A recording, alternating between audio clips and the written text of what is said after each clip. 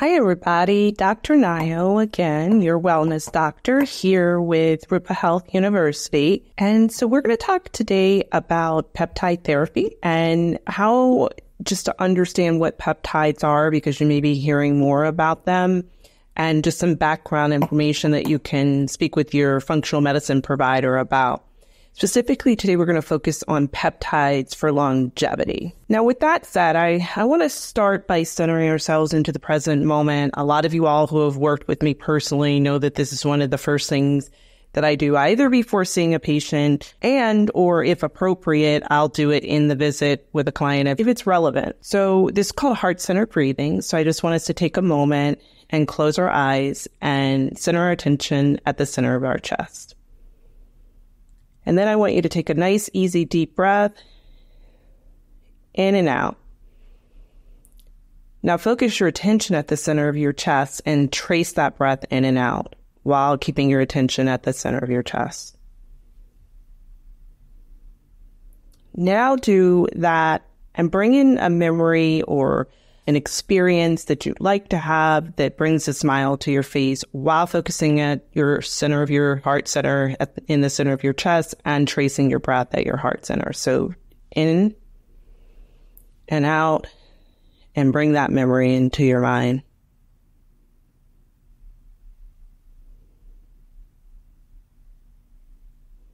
Awesome. So now what we can do, that's brought us all into the present moment, so we can be available for anything that's relevant for us to receive from this presentation. And it's a good practice to incorporate into your lifestyle. And you could do it for 3 minutes, 3 times a day, or whatever you're willing to do. And that actually throws your body, your whole body, into a state called coherent state, which is a healing state led by the heart to put your body in a self-healing state. So let's start with, what are peptides? So think of peptides as short chains of amino acids. Amino acids are the building blocks that you probably remember in biology. If you put amino acids together and enough of them, that is what makes a protein. So you can see here your free amino acids. Now, the difference between a peptide and a protein is just the length of the chain. So peptides are shorter chains of amino acids versus proteins are longer chains of amino acids. And as you know, proteins are a major way that bodies receive communication. They signal what a different function in the body is supposed to do. So they're really important. They're not just what we eat. They are building blocks to make and code information to tell your body how to function and oversee all the processes in the body. So proteins are essential. And if proteins are made up of amino acids, that tells you amino acids are very important. So the difference between a peptide and a protein, as I said, is just the length of the chain. So a peptide is going to have anywhere from 2 to 50 amino acids. Beyond that, it becomes a protein. Our body naturally makes peptides, and these are called endogenous. When they're made within our system, they're endogenous. And we'll go over just in a minute kind of some of those that you may have heard of, just as you've learned over the years. They can also come from food. They can be in supplement form, even topical. You'll see more and more skincare may have certain peptides, and then we can also prescribe them. Why peptides over proteins? Well, because peptides are smaller, they're more easily absorbed, which means that your body actually can break them down and utilize them better than a larger protein. Additionally, peptides tend to be less allergenic. So that's just the basics on what a peptide is. And to take it a little bit further, when we're talking about endogenous peptides, I want you to think about them as something that different cells are producing to communicate and signal functions in the body. And the order of amino acids in which they're linked in the chain is going to determine how they function in the body and the structure that they take in the body. So I put this little train here because if you remember when you were younger, you had those little train sets that had the little magnets, and you could change the order of the different colors of the different train cars, the engine and the caboose. Very similar with amino acids. We have a certain number of amino acids, but you can put this green one in behind the blue one, and that's going to completely change this information that's going to be coded to your body. So just think about it in that way. The next thing I want you to know is just kind of common things that endogenous, so in your own body, made by your own body, different functions that endogenous peptides are doing that you may not even be aware of. So insulin, for instance, is a peptide. And you know that insulin oversees and regulates blood sugar regulation. So metabolic health, very important. Endogenous peptides also oversee metabolism. So that's both regulating and signaling to different cells in the body what are the different processes that need to take place in order for proper metabolism. There are different peptides that also support energy balance, muscle building, wound healing, cellular communication, which I've said a lot, and also decreasing inflammation. And that's just a very short list. There are a lot of different functions that peptides are doing for us every day that we're not even thinking about. All right, so we're going to talk a little bit more today about exogenous peptides. So that means something that you're not making in your body. They still could be made in your body, some of them. But these specifically, we're talking about that you may get prescribed, or they might be in skin care products or things of that sort. So we refer to those as exogenous because you're taking them and they're coming from outside of your body. So this is going to involve taking a peptide in the form of a supplement, a topical, so like a cream or a serum, or even a prescribed medication. So generally, the big things that you're going to hear these promoted to support are wellness, longevity, decreasing inflammation throughout your whole system, or localized inflammation in joints and things of that sort, supporting optimal gut health, as I mentioned before, signaling different pathways in your body, overseeing different functions, supporting and regulating different processes in your body. Big one that you'll hear people talk about too is promoting lean body mass and better workout recovery. So as some of the different hormones, which are also peptides, in our body that decrease over time, a lot of things that one of the more common things that I hear some of my clients report is joint pain or post-workout pain and difficulty recovering as quickly. And so peptides play a role in that. The next one that you'll hear more and more, if you have not already, is they're being used more and more in skin care products to support overall skin health and collagen production to support the youthful appearance of skin. So let's look at some of the common classes of naturally occurring peptides. So we have neuropeptides. So these oversee and have a role in regulating and modulating the nervous system. We're aware at the time of this recording of at least 100, if not more, in humans. Some that you may or may not have heard of is ACTH, which is a pituitary signaling hormone, vasopressin, which has to do with regulating blood pressure, and oxytocin, which you probably have heard of, which is that bonding hormone that you're aware of between a mother and a child, or just bonding in period in general with a loved one. So these are common neuropeptides. Some of these also are going to fall in this peptide hormone category. But before we get to that, we have lipopeptides. And the difference in these peptides is they don't have just amino acids. They also have lipid molecules that are attached to them.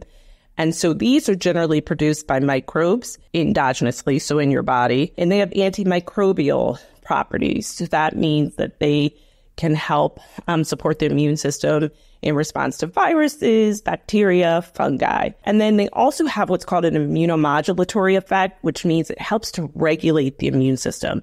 So it helps your immune system to know whether it should be more active or less active. And then finally, these lipopeptides also have surfactant properties, which just means they help to coat and line to support and protect different tissues in the body, namely things like the lungs or GI tract especially. So overall, these properties help to support a more robust immune system. The main way that you probably won't even become aware of these, but the more common use of these are different antibiotics can fall into this category. But otherwise, they're being produced by microbes in your body. And then the last major category are peptide hormones. So human growth hormone, or HGH, is a naturally occurring peptide that we have. We have a lot of it when we're young that supports the development and growth of the individual. And then as we get older, it has a different function, more promoting the health and the building of muscle. And when we get to a certain point, our levels start to decline. So you'll hear about people talk about human growth hormone. Prolactin is one that if you're working with a functional medicine provider, they probably have checked this. Insulin, I spoke to this earlier. This plays a role in regulating metabolic health, blood sugar balance, which impacts cardiovascular health, immune system health, and then obviously the prevention of things like diabetes and so forth. Then leptin, this one's getting lots of play lately. This is a satiety hormone, which means it helps you to feel more satiated and full. And there's a lot of leptin insensitivity and imbalance these days. So it's one of the things that we see leading to more and more overeating. And this largely comes from just experiences people have had, especially in childhood and or dietary choices. So that's leptin. And then TSH, which is thyroid stimulating hormone. This is, again, if you work with a functional medicine provider, you've probably seen it's, again, a pituitary hormone that signals your thyroid to make more or less hormone given on what's going on in your physiologic environment. So these are ones that you classically probably in some way have heard of before. All right, so now let's move into the territory of prescribed peptides and their route of administration. So you can get a peptide in an injectable form. Typically, that's going to be a subcutaneous, so you'll see it referred to as SQ, and that's meaning you're injecting it generally into the belly fat.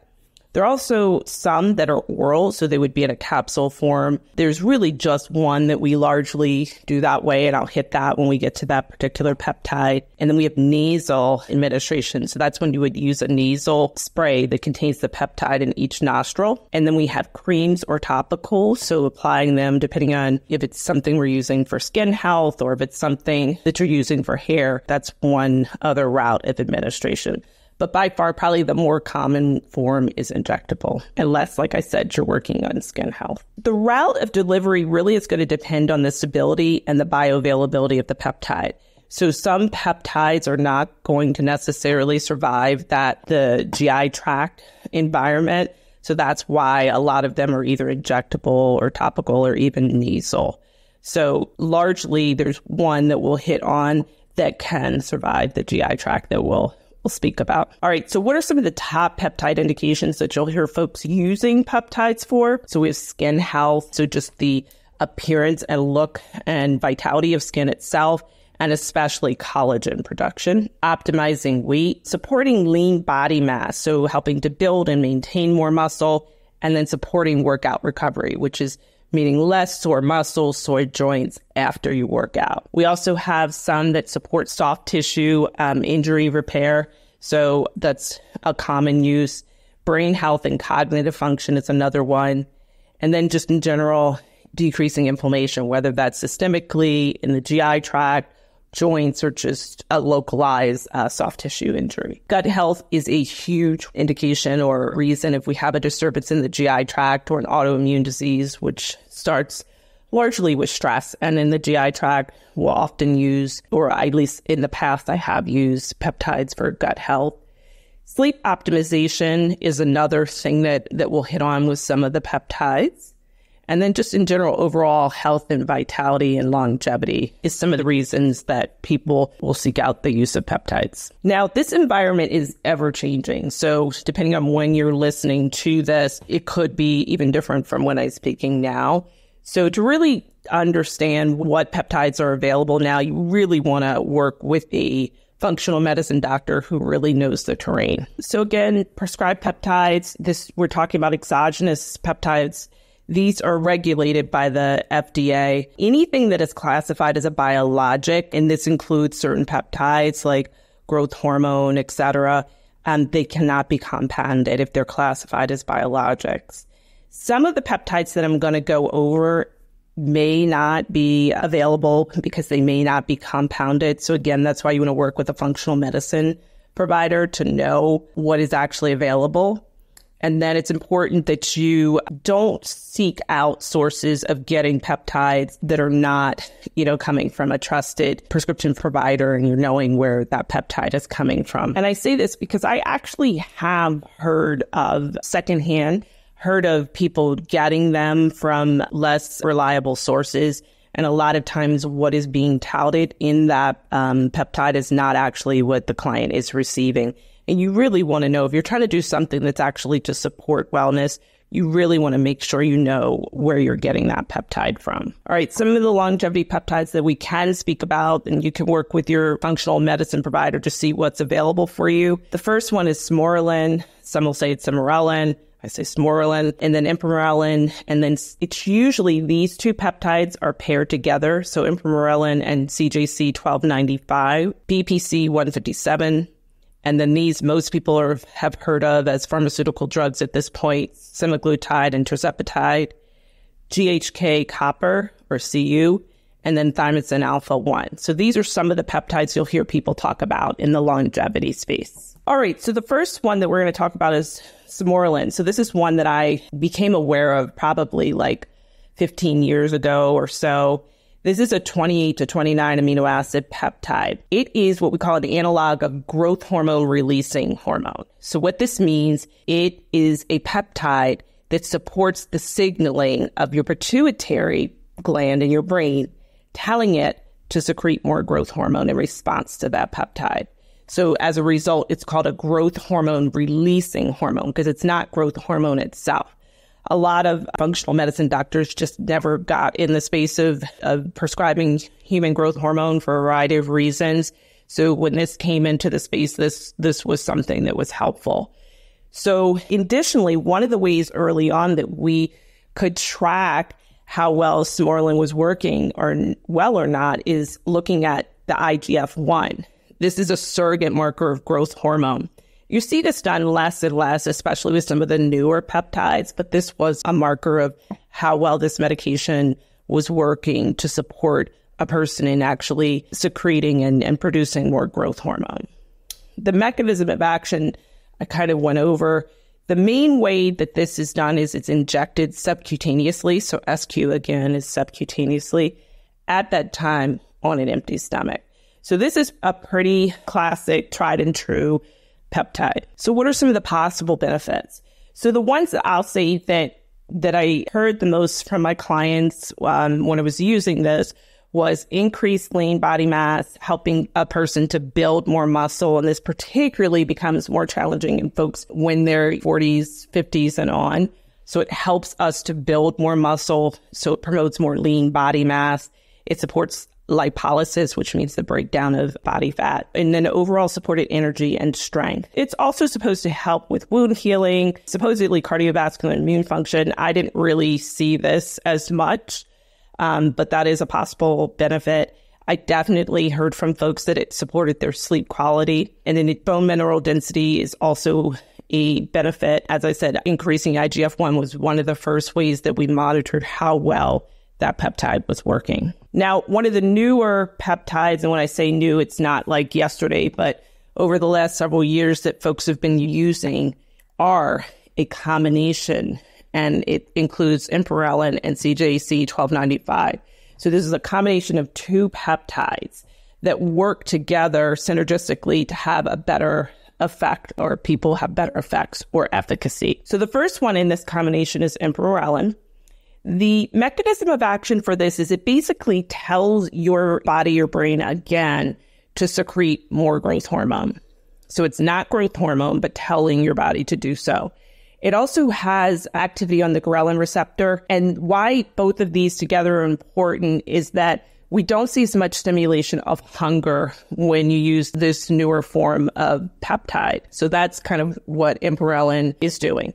The CJC-1295 is a different peptide, and it also is stimulating growth hormone production. So it's not human growth hormone itself, but supporting your body and making more growth hormone.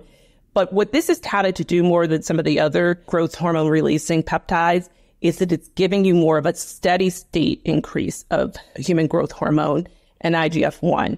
And what that means is you're not getting these sharp peaks and valleys. You're getting more of a physiologic, meaning it feels better in the body, secretion and release of growth hormone in response to this particular peptide.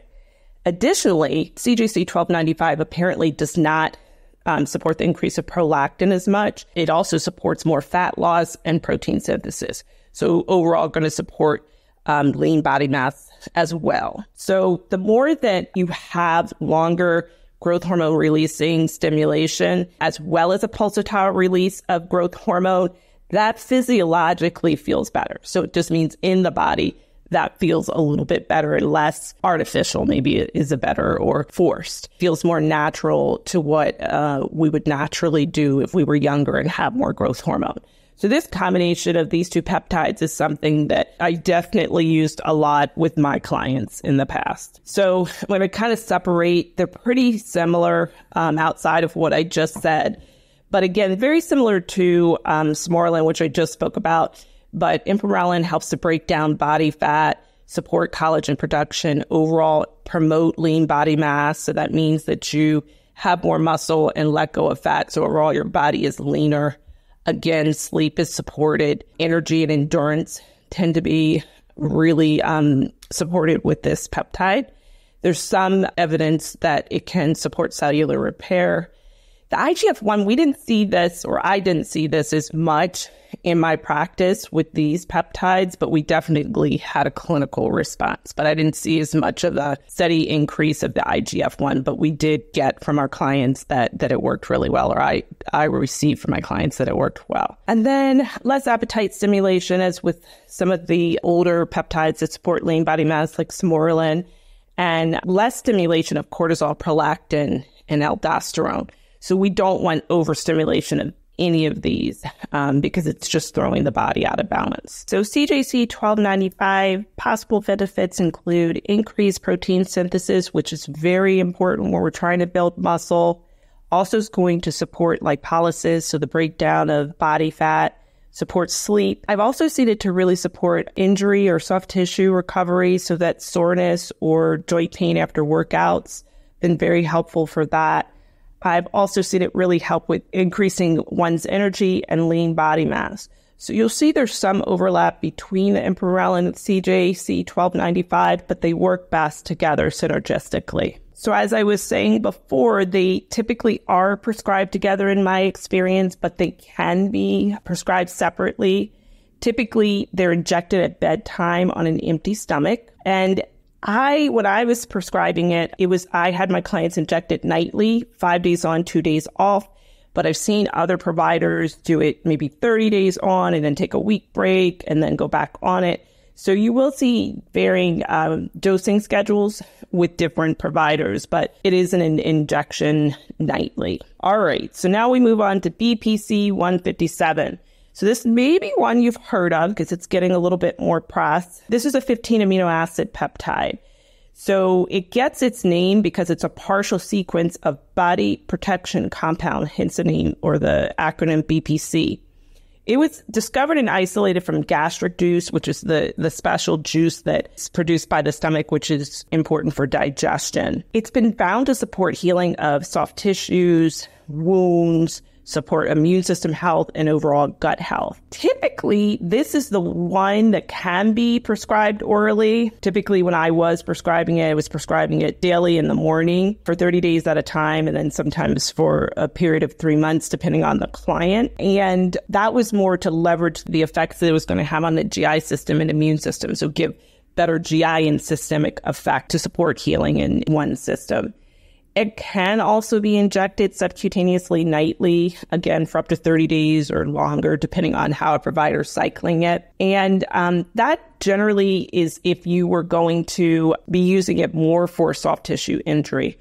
Although I will say that it can be taken orally to help with soft tissue injuries as well for those who won't inject. But this is the preferred route if there's some sort of injury that's not severe structural that needs to be addressed by a specialist. All right, so then what are the benefits we see with BPC 157? So the ones that I've largely seen, there's a long list here, but the ones that I heard best from my clients are that it definitely supported cognitive function, joint health, so particularly patients who are having a lot of joint pain because their systems were very inflamed. I also saw it help a lot to promote better wound healing, ligament healing. So this is if you had an injury, but it wasn't severe and needing some sort of specialist to evaluate for a surgical repair. Definitely supportive of healing of ulcers in the stomach, so gastric ulcers. And also I use this a lot for healing the GI system. If I saw a lot of signs of inflammation, whether it was through a functional stool analysis or just self-reported symptoms that my client was telling me about, or even if there was evidence of that coming from a GI specialist. I also did use this for irritable bowel disease at point, and those were kind of the biggest things that I typically got really good results from my clients. All of these are possible benefits. So I'm going to mention weight loss peptides, but I believe that there is a good talk on Rupa Health University on this already, but I just wanted to put this in the context of peptides, that some of these weight loss medications that are being prescribed are peptides. So semaglutide, I'm sure most you folks have heard of, and tirzepatide. So semaglutide is a GLP-1 agonist. It stands for glucagon-like peptide. And then tirzepatide is also a GLP-1 agonist, as well as a glucose-dependent insulinotropic polypeptide, a GIP. So both of these have been pharmaceutical drugs as well, and they've been used for diabetes, supporting weight loss, and appetite control. And the mechanisms by which they're working are the GLP-1s, which are both of these. They stimulate insulin secretion, decrease glucagon secretion, and support delayed gastric emptying. So your stomach empties slower, so you stay more full. And then these are supporting blood sugar and metabolic health a little bit better, which is important because that's important if you're wanting to let go of weight and stabilize weight. So that's the activity of GLP-1s.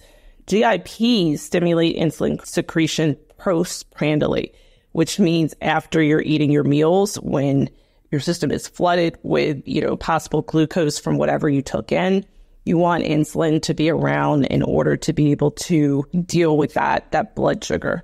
So that's just a little context. See the other talk to kind of get into deeper detail about that, okay? So now we're moving on to GHK-Cu, which Cu stands for copper.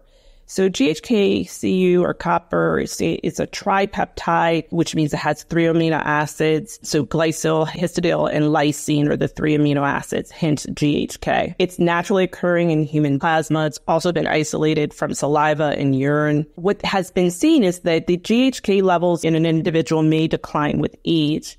And GHK copper complex stimulates collagen production, which is very important if you're wanting to maintain the appearance of youthfulness of the skin and the underlying tissues. It also has been found to accelerate wound healing and the contraction of the wound. So that's like the coming together of the edges of the wound. And it also has some anti-inflammatory effects. So people who have a lot of inflammation, it's been seen to help with that as well. So this is typically a topical peptide in my experience that I've seen it used most for. So you'll see it in a lot of skin products that are more forward-thinking these days. So it's part of a facial cream or serum. You'll also see this, or you may see it in a scalp formula for hair loss. So putting it on the scalp in the form of a foam may support hair growth. I used it in a couple clients. I didn't see it as helpful for the hair loss, but I've seen good effects for skin. So what are some of the possible benefits? Kind of went through some of them, but it's found to repair skin barrier proteins. It's also supporting the elasticity and firmness of skin, supports the hyperpigmentation, decreasing in spots that you see on the skin. So hyperpigmentation, we see that sometimes with aging, where you start to see darker areas as people get on in years. So it's been found to help with that. I mentioned it stimulates collagen production and improves the appearance of skin, decreases inflammation, as I said, and addresses wound.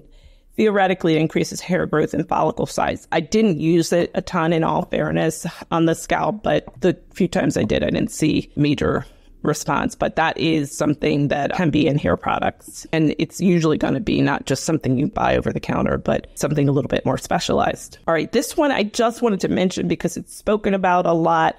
This one is, I don't even know if it's available at all at the time that I'm preparing this presentation, but it is out there. It's called Thymosin alpha 1.